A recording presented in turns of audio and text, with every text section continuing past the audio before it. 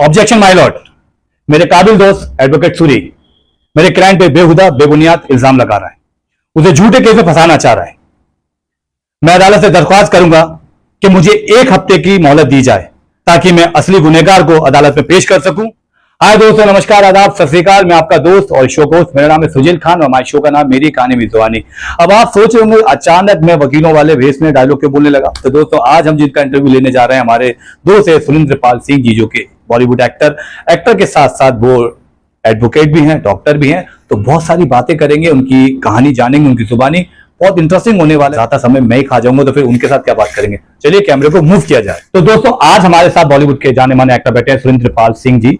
तो आपका बहुत बहुत स्वागत है हमारे शो मेरी कहानी में जुबानी में। शुक्रिया सुजील भाई, मैं काफी दिनों से वेट कर रहा था कि कब मुझे मौका मिलेगा आपके साथ रूबरू होने के लिए।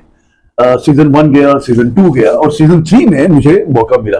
Thank you very much. तो दोस्तों, जैसा कि आप जानते हैं हमारे शो का नाम है मेरी कहानी में जुबानी। सीजन 3 है और सर को सब लोग जानते हैं, लेकिन जैसे कि सर हमारे शो का एक फॉर्मेट है कि हम दर्शक हमारे कैमरे के माध्यम से, हमारे शो के माध्यम से, हमारे सेलिब्रिटी गेस्ट जो हैं, जो कि आज आप हैं, उनके बारे में बहुत कुछ जानना चाहते हैं, क्योंकि बहुत सी ऐसी अनसुनी कहानियां होती हैं जो लोग नहीं जान पाए, ना सुन पाए। तो मैं हमारे दर्शक जानना चाहेंगे, आप कहाँ के रहने वाले, आपका जन्म कहाँ हुआ, आपकी पढ़ाई कहाँ पर? मैं बेसिकली दिल्ली से हूँ। मेरे डैड आर्मी में थे, तो उनकी वजह से मुझे पता नहीं चलता कि मैं किस स्टेट का हूँ, क्योंकि पापा के साथ साथ वो जहाँ उनकी ट्रांसफर होती थी तो हम लोग वहां जाया करते थे। मैं सेंट्रल स्कूल से पढ़ा हूँ, और जैसे कि आपको मालूम है सेंट्रल गवर्नमेंट एम्प्लॉइज के जो बच्चे होते हैं या फौजियों के जो बच्चे होते हैं वो ज्यादातर सेंट्रल स्कूल से ही पढ़ते हैं।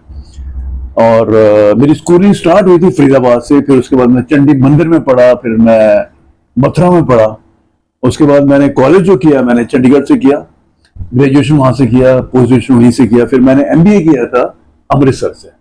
उसके बाद मैंने PhD किया और फिर मैंने लॉ किया, LLB एंड LLM किया। कुछ है जो नहीं किया हो, बचाए जो नहीं किया वो भी कर लेते? नहीं, वो ऐसा होता है कि एक्चुअली मैं क्यों पढ़ता गया उसका भी एक रीजन था। जी, भी जुनून है पढ़ाई का भी सर? नहीं, जुनून भी था, कुछ किस्मत थी।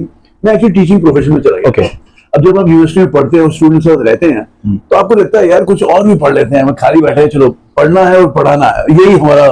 तो बड़े पढ़ाकू किस्म के हैं आप? हैं बस किस्मत में लिखा था, इतना पढ़ लिख गए, वरना मैं ऐसा कोई खास। जैसा कि आपने कहा कि आप एक फौजी के बेटे हैं, मतलब डैड आपके फौज में थे और आप भी जगह जगह उनके साथ ट्रांसफर होता था। तो सेम में भी मेरे पापा ही फौजी थे और मेरा भी ट्रांसफर जगह जगह होता था। हम भी शहर, मतलब देश के कोने कोने, शहर के कोने कोने, हिंदुस्तान के कोने कोने में रहते थे। तो चलिए शुरू करते हैं आगे। और सवाल दिए कि आपने इतनी पढ़ाई करने के बाद आपको ये फिल्म लाइन, ये कैसे सूझा आपको कि मैं इसमें एक्टर बनूंगा?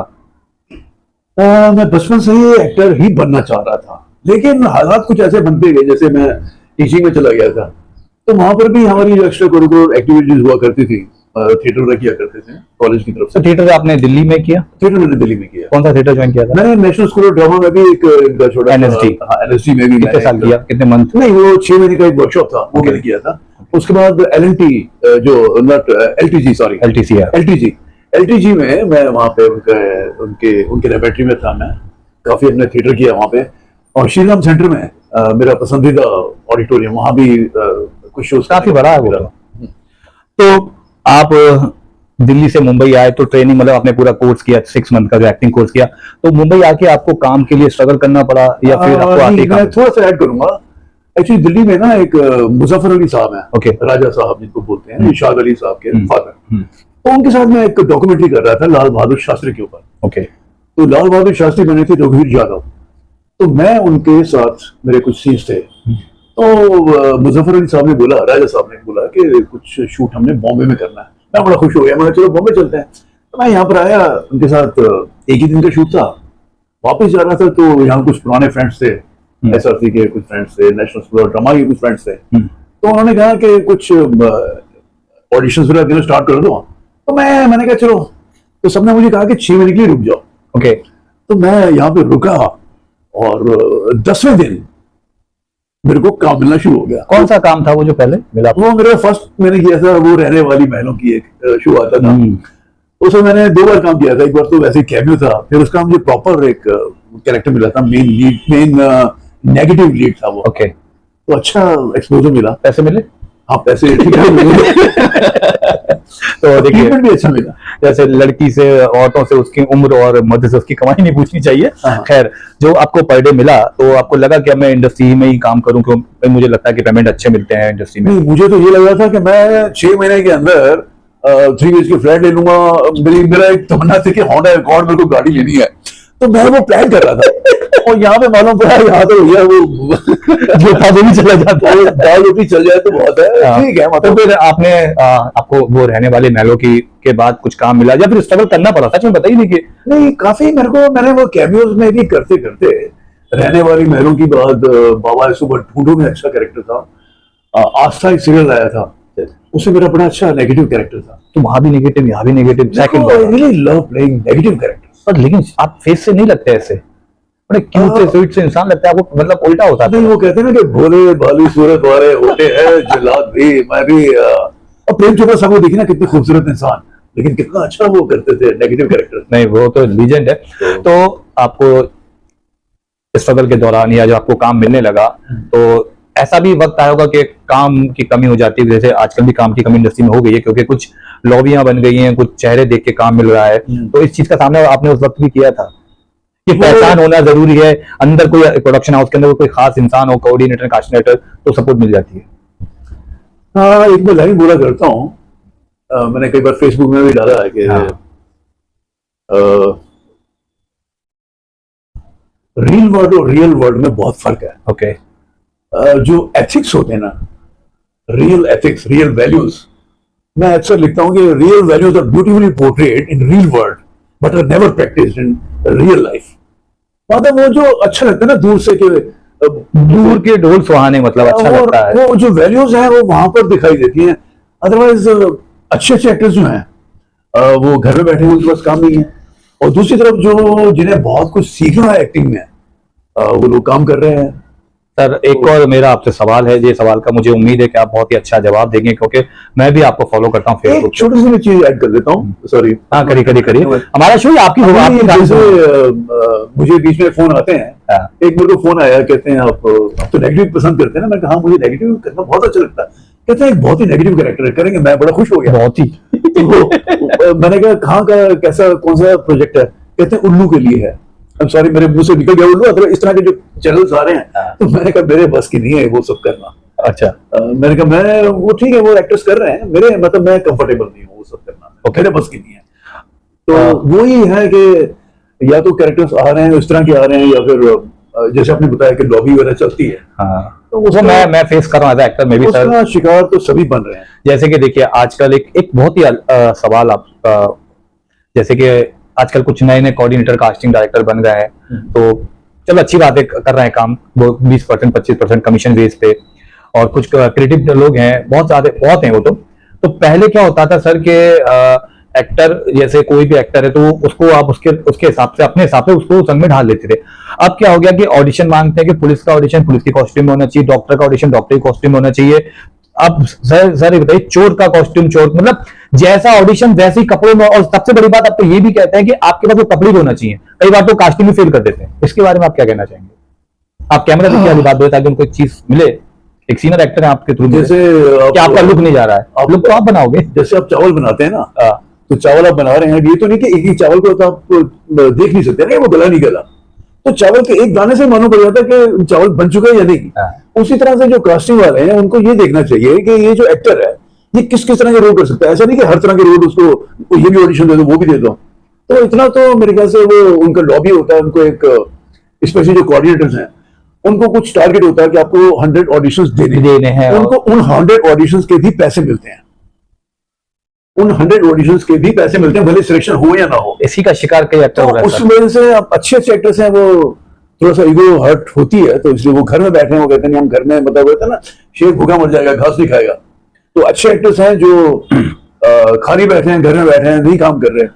दूसरी तरफ ऐसे एक्टर्स भी हैं जो ठीक है यार 2000 में 3000 4000 5000 ये अच्छा हुआ आपने बात चली। अब लोग उनको एक्टिंग में शाहरुख खान चाहिए, बॉडी में सलमान खान चाहिए, और मतलब और एक्टिंग लेवल उनका और अजीत सर जैसा चाहिए। लेकिन कहने का मतलब उनके पास बजट 2 से 2.5 हजार। अब 2-2.5 हजार के बजट में सलमान खान शाहरुख खान मांगते हैं, कैसे होगा सर वो? और हम लोगों एक्टरों में एक का नहीं है, इसके लिए क्या कहेंगे, मैं छोड़ूंगा तो आप या कोई और एक छोटा सा मैं आपको किस्सा बताता हूँ, ये 3-4 दिन पहले का है बात है। एक मैं शो कर रहा था, उसका नाम मैं नहीं बताऊंगा, नाम बताना भी उस नाम के आगे मैंने उस प्रोडक्शन वाले का नाम सेव कर रखा। ओके। उसने मुझे कभी फोन नहीं किया। अचानक उसका मैसेज आता है, उसमें उसने लिखा था कि हम लोग डिजिटल एड के लिए एक शूट कर रहे हैं। ओके। उसका जो बजट है वो 2000 रुपये है और 1 महीने के अंदर आपको पेमेंट हो जाएगी, और अगर आपको रीशूट करना पड़ा तो हम उसके पैसे नहीं देंगे, कन्वेंस देंगे। अब मजे की बात ये आ रही है, वो बंदा, मैं रियली उसको बड़ा मैं इज्जत करता था, उसको डिजिटल एड लिखा है, उसको डिजिटल के स्पेलिंग नहीं आते। कन्वेंस लिखा तो कन्वेंस के स्पेलिंग उसके गलत है। अब मेरे को बुरा लगता है, मैंने कहा यार ऐसे ऐसे अनप्रोफेशनल लोग वो कमांड करते हैं, और तो हमें तो हर्ट होता है। मैंने उसको जवाब नहीं दिया। फिर उसके बाद जब मेरी बड़ी बुक जो मेरी लॉन्च हुई तो मैंने उसको मैसेज किया अपना बुक के बारे में, तो उसने बोला अरे कांग्रेट्स। तो दोस्तों बुरा लगता है। बहुत सारी बातें और भी करते रहेंगे, अभी बहुत सारी बातें करना बाकी है, बस अभी यूं गए और यूं आते हैं। तब तक आप लोग बने रहिए हमारे शो मेरी कहानी में जुबान। तो दोस्तों आप देख रहे हैं हमारा YouTube channel ISK film entertainment. दोस्तों आप सबका ISK फिल्म एंटरटेनमेंट में बहुत बहुत स्वागत है। वीडियो को आगे तक देखने के लिए हमारे YouTube चैनल को सब्सक्राइब करना ना भूलें और बेल आइकन बजा दें ताकि आगे की अपडेट आपको मिलती रहे। मैंने सुना है, मैंने देखा भी है कि हाल ही आपकी एक बुक लॉन्च हुई है, उससे पहले भी आपकी 2 बुकें लॉन्च हो चुकी हैं, तो वो कौन कौन सी हैं वो दर्शकों को आप बताएंगे? लिखने का मुझे शौक रहा है, क्योंकि मैं टीचिंग प्रोफेशन में रहा तो वहाँ थीसिस वगैरह लिखा करते थे। फिर मैंने कोरोना के टाइम पे बैठे बैठे, क्योंकि मैं काउंसलिंग में भी रहा हूँ, तो वो मैरिज काउंसलिंग पे मैंने बुक स्टार्ट की थी। ये मेरी कुछ बुक्स हैं, ये जो अब मुझे दीजिए और एक एक करके आप बताइए। जो है मैरिज टर्निंग पॉइंट, ये मैरिज के ऊपर थी, और उसके बाद बड़ा ही सेंसिटिव इशू आया कि love does not come with a life time warranty. प्यार आप करते रहो लेकिन इसकी कोई गारंटी नहीं है कि वो लाइफ टाइम रहेगा। अच्छा।